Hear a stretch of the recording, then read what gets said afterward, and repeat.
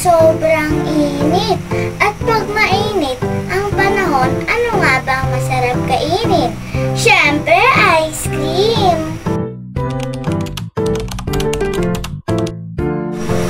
Alam niyo ba na ang pangunahing sangkap ng ice cream ay gatas? O, paano kaya nangyari yun? Liquid ang gatas. Wait, ito na at ipapaliwanag ko sa inyo.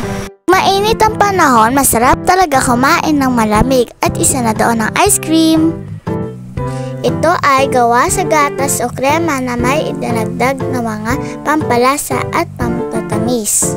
Kailangan muna isalin sa isang lagayan ang liquid cream mixture bago ipasok sa refrigerator kung saan mababa ang temperatura at napakalamig.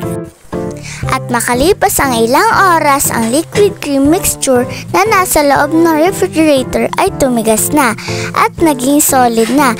Habang nagbabago ang likido sa solid, ang init at pressure ay nilalabas ito.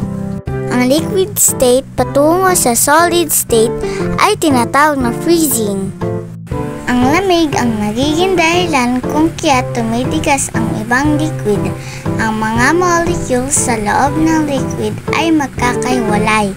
Dahil sa pagbaba ng temperatura dulot ng lamig, ang mga molecules ng liquid ay nagkakadikit-dikit, kaya ang liquid ay nagiging solid. At dahil sa freezing, kung kaya't nabubuo ang masarap at paborito nating ice cream. At dito po nagtatapos ang aking performance task sa science. Paalam po, salamat po sa panonood.